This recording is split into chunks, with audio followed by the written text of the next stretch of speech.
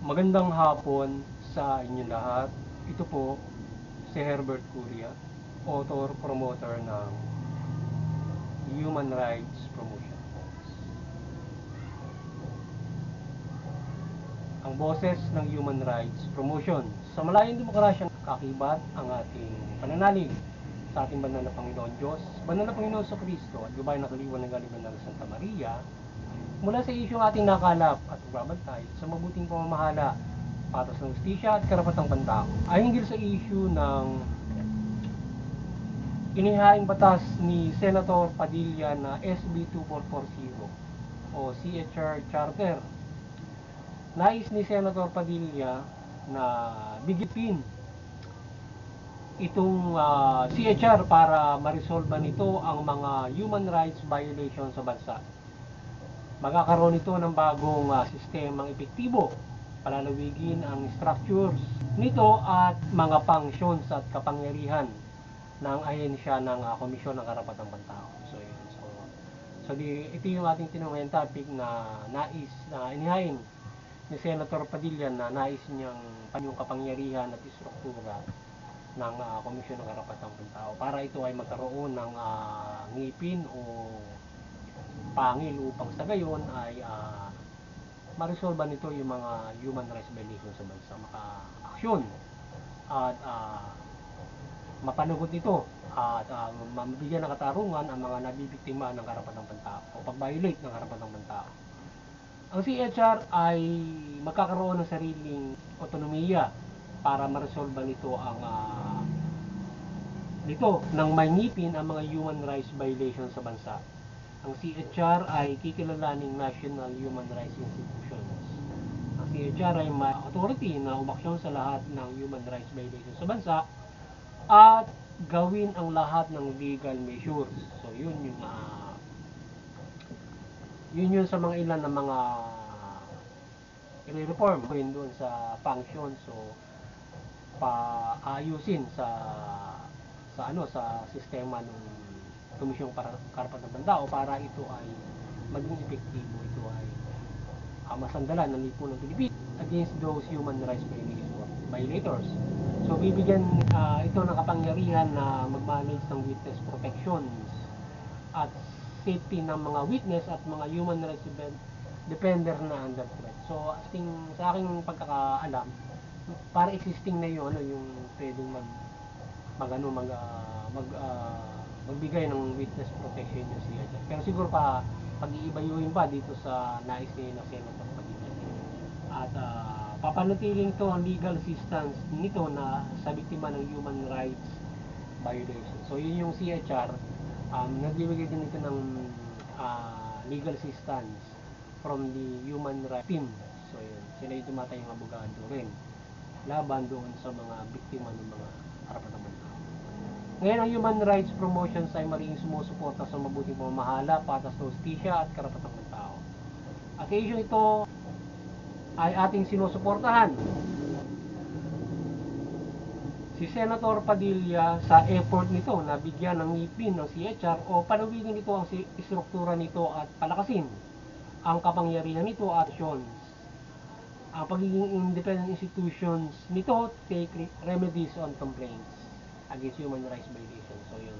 So marin natin sinusuportahan sa Senator Padilla dyan sa kanyang effort o pananaw para doon sa human rights Commission on Human Rights para doon sa kanyang function, implementasyon, trabaho nito. So sana ay kanyang, hindi ko nababasa ng buo yung kanyang nilalaman ng SB 2440. Gayon man ay doon sa binabalangkas dito sa mga pagbabalita ay ating napapagtanto na maganda yung kanyang layunin dito at sana ito ay yung nilalaman nito ay makapagbigay ng mas mahusay na pamamalakad ng Commission on Human Rights para yung mga human rights violations ay talaga namang ma-action at hindi gaya ng mga nakaraan na nangyayari na simula pa hindi basta ito makapag-functions to give justice doon sa mga human rights victims. So kung ito ay mabibigyan ng mas mahusay kapangyarihan, functions at mapapalawak yung structures nito as independent institution ay palagay ko lalo na yung connection niya dun sa police.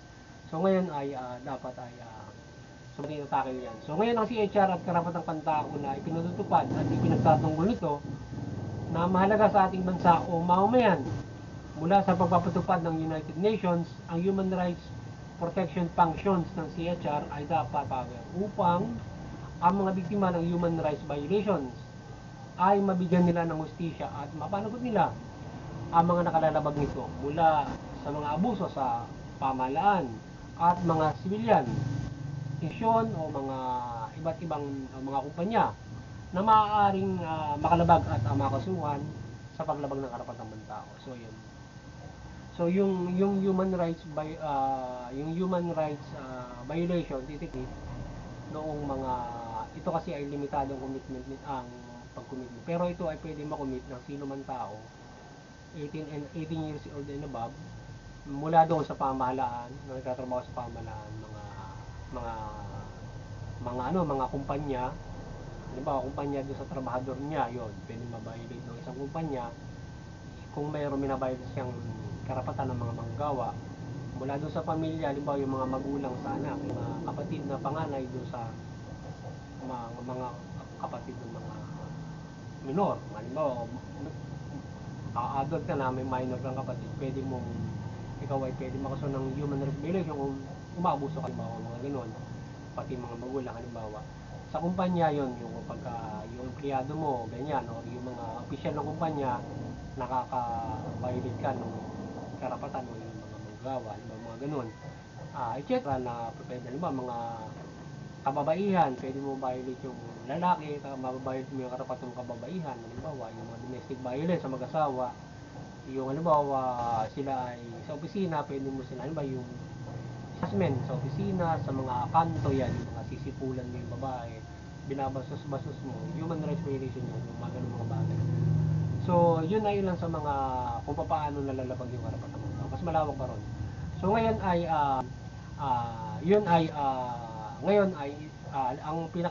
yung kasing sa civilian na ang kailangan malakas yung kanilang ayon sa pamahalaan doon mas malakas yung problema doon sa halimbawa may umabuso sa pamahalaan, pulis halimbawa. Kapag nakalabag ng karapatang pantao ay kapag sila ay nagkaroon ng pagtakipan, yung whitewash, so nung magkakaproblema, yung CHR hindi nila ma-action. Halimbawa, kagaya yung issue ngayon, ang kanilang doon sa drug war ng nakaraan, ang kanilang tingin nagkakaroon ng na pinagtatakban ng mga pulis. So ngayon ay yung hindi nila mapakasuhan yung ilang mga pulis dahil nga sa kulang yung mga ebidensya na kanila raw nakakalap. So kahit may sarili silang kapangyarihan para imbestigahan yun, para sa kanila kulang yung mga ebidensya na nakakalap nila sapagat ng pulis yun at sila na yung nasa evidential kuhanan nila yon. Pero ang lumalabas doon sa mga pulis, hindi sila nagkumpleto ng mga ebidensya, hindi sila nagpasa so alam na ebidensya para kasuhan yung mga pulis. So iba yung naging kaso ng ibang pulis tungkol dyan. So ngayon yun yung problema. So ngayon kung ang CHR na magbibigyan ng mahalaga ng pangas, kaya nga dapat kung merong operasyon yung pulis, dapat hindi po pwede maklose yung halimbawa SOCO, yung isang crime scene without the CHR investigation. Lalong-lalo na halimbawa murder yan o iba't ibang mga may bigat na krimen na halimbawa pulis yung halimbawa may naengkwentro yung pulis, kriminal o ano man nangyari, dapat may imbestigahan yun nung Commission on Human Rights before yung na-inclusion ng mga investigador o halimbawa ng SOCO para magagarantiyan nila na yun ay isang operation or non-legitimate operation. Ang problema parang hindi yata nila na nakaka-imbestiga sila sa ganun. So ibig sabihin kung close na yung site, halimbawa yung crime scene, na wala na, mahihirapan na sila mag-invest para kung ito nga ay isang legitimate operation ng police kung tapos na. So dapat ganun yung siguro isang idadagdag na Senator Robin Padilla, yung ganun na dapat sa tuwing may operasyon yung pulis, tatawag CHR na i-imbestiga. Hindi nila tatapusin yung crime scene. Dapat, yun, halimbawa, may operasyon sila, Kaya i-report nila sa CS kung tutuusin nga dapat kasama yung mga taga CS at kung may operasyon sila para natin ginagawa. Or bago nila, pagkatapos ng operasyon, may iimbestiga ng CHR yung mga crime scene para para nila kung ito ay legitimate. So dapat yun na. So ngayon ang ating boses na suportahan ng Senado at maging Kongreso,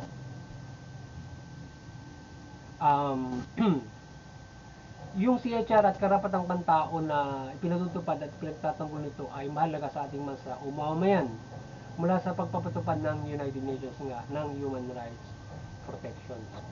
So, ang ating boses na suportahan ng Senado at maging Kongreso at mamayang Pilipino ang panukalang ito ni Senator Padilla at magkaroon ng mahusay pang idadagdag dito at inis para ito ay maging epektibo kapag naipasa at nagawang batas upang ang CHR ay maasahan ng lipunan Pilipino for human rights violations at iba't ibang functions nito paglilingkod. So yun. So boses natin doon sa Senate, Congress. So suportahan yung kay Senator Padilla na panukala na pagre-reforma nung komisyon ng karapatang pantao, ng kanilang functions, ng structure.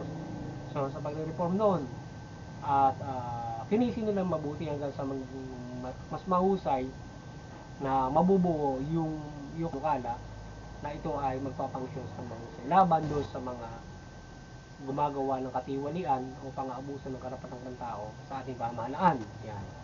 Particular nga yung nakalalabag niyan ay siyempre yung ating enforcement na pusok, umaabuso sa enforcement o sa pagpapatupad ng mismo. So ngayon ay dapat ay malakas yung power and function nila para kung lumabag. Ngayon, yung dapat mayroon pa rin na mga mandato dapat halimbawa yung mga pulis dapat sila pala natitrain ng ating CHR. So hindi pwedeng hindi. Sila dapat ay time to time natitrain alam nila yung karapatang pantao. Halimbawa, hindi lamang basta mababasa ng ating pulis yung human rights based policing, yung di ba may handbook yon. So yung binabasa ng pulis para kasama doon sa kanilang sa police procedure. So ganun nila igagagap yung kanilang trabaho from the police procedure. Tapos mayroong human rights handbook yan. So kung paano mo tatrabahuin yung isang operasyon with human rights. So dapat training talaga kagaya nung kay Estrada na batas o yata yun o anong batas yung kanya pinatupad na mandated yung mga ititrain ng Commission ng Human Rights. So patuloy naman siguro yon. So dapat pag-ibayuhin pa yon. Tingnan ni Senator Padilla yung batas na yon para mapag-ibayo pa yon yung functions na yon para sa education naman yon ng ating kapulisan at kung sino pa na dapat mabigyan ng edukasyon ng ating karapatang pantao sa pamahalaan para hindi sila nakalalabag ng karapatang pantao. Kagaya nung ginawa natin na sinuportahan natin yun. So tayo nag-initiate doon sa pag-promote natin ng human rights doon sa bayan na makatulong tayo para mabigyan ng karagdagang kaalaman sa human rights yung ating mga kapulisan doon at yung lokal na pamahalaan. So tayo ay nag-request sa Commission ng Human Rights para ma-train sila for that. For one day training at sila ay magkaroon ng karagdagang kaalaman doon sa kanilang police function with rights implementation. Kasi kung hindi po pwede, hindi nila susundin yung human rights. So ngayon, mahalagang bagay yun kung matitrain sila para hindi na nalalabag yung karapatan. Hindi sila nagkakamali. Kasi pag minsan, kung yung ating pulis ay hindi masyado doon, malalabag nila yon.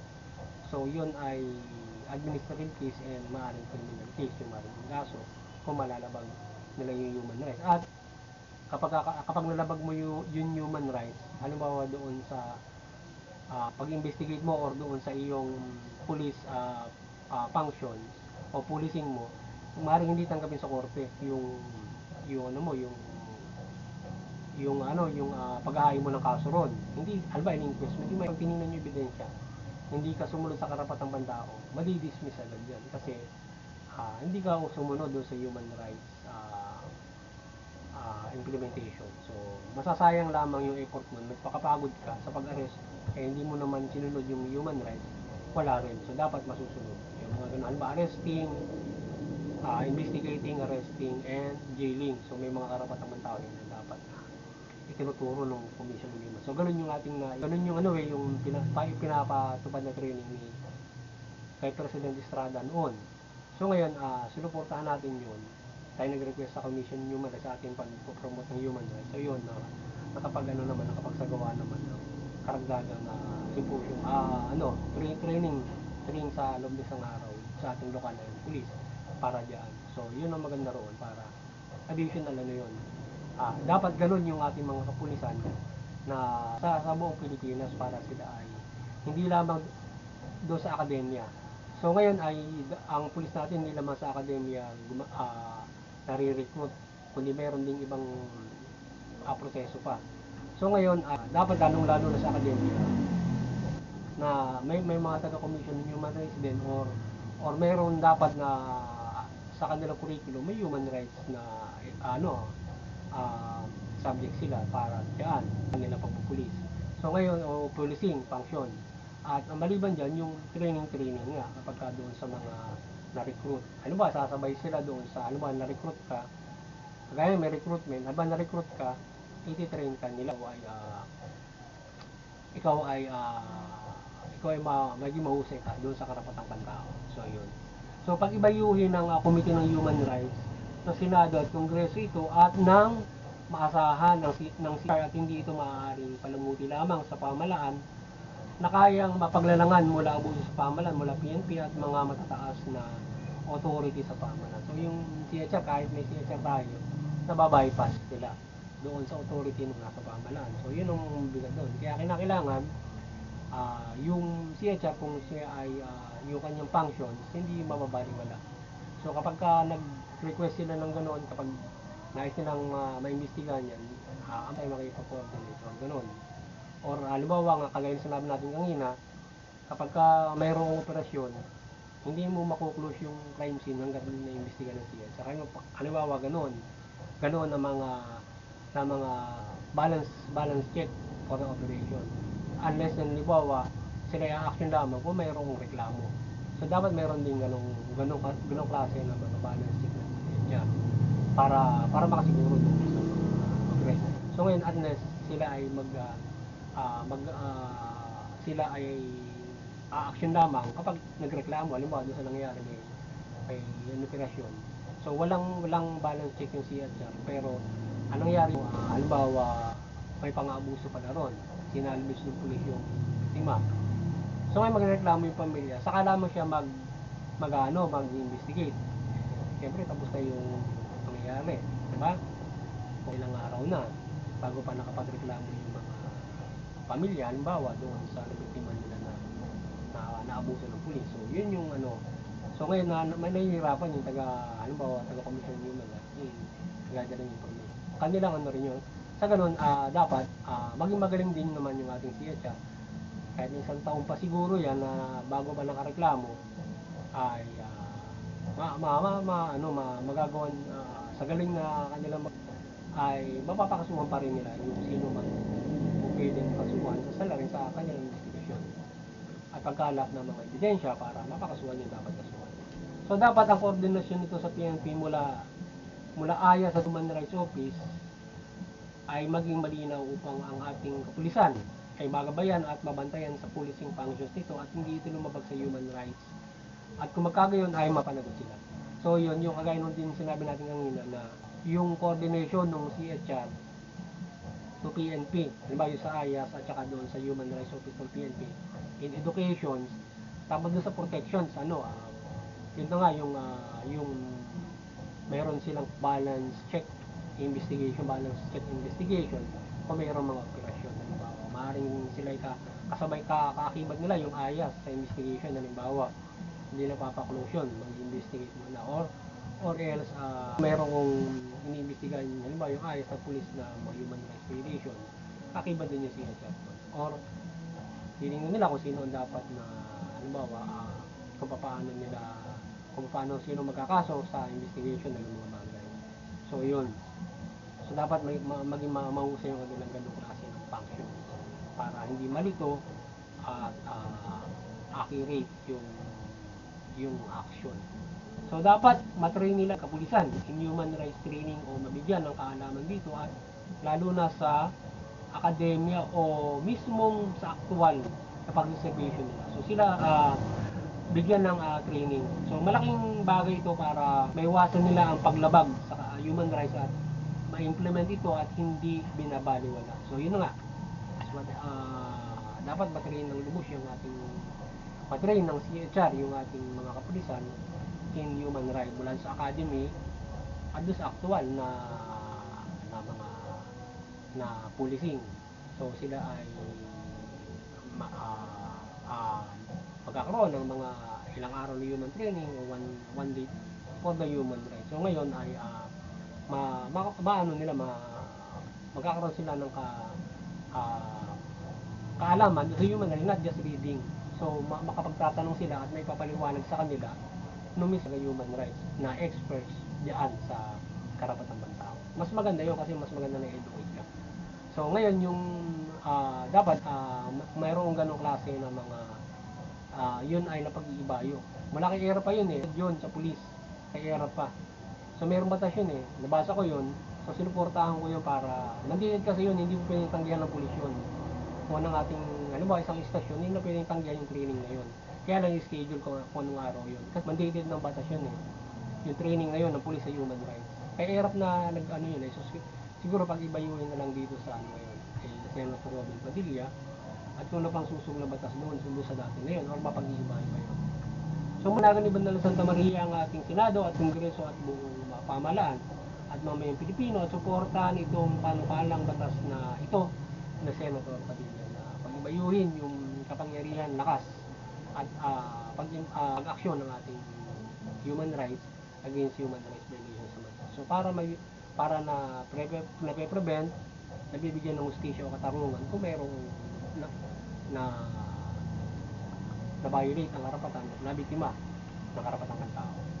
So ang kaliwanagan ni Bandala Santa Maria ay magliwanag sa bansa mula pamahalaan at mamamayang Pilipino at isabuhay ang mabuting balita at ang ating pamahalaan ay mamahala ng mabuti at patas at makatarungan at ang mamayan ay sumunod sa pamahalaan at ang bansa ay makapamuhay ng mapayapa, maunlad at magaan at higit sa lahat ay may kaligtasang espiritual. So maliwanagan ng ating Bandala Santa Maria yung ating pamahalaan ng mamamayang Pilipino at talibain yung mabuting balita yung ating pamahalaan ay makapamahala ng mabuti. So higit ang makapamahala ng mabuti ito kung ito may paniniwala sa ating banal na Panginoon Diyos. Ganyan din ang mga Pilipino kung tanimain yung mabuting balita, higit natin masusunod ang ating pamahalaan. Ganyan din ang human rights kung tayo ay susunod kung tayo ay magagabayan ng ating banal na Panginoon. Sana maliwanagan kayo at manampalataya sa ating banal na Panginoon Diyos. Yan, at tayong makapamuhay ng mapayapa, maunlad, patas, magaan. Yan. Muli, magandang hapon sa inyo lahat at sana nakapagsabuhay naman ang human rights promotion sa link ito hinggil sa karapatan ng tao mula dito sa isyong ito ng inihahaing batas ni Senator Padilla para doon sa ating Human Rights Commission na siyang nagtatanggol at pumuprotekta sa karapatan ng mga mamamayan Pilipino. Magandang hapon sa inyo lahat at God bless you all.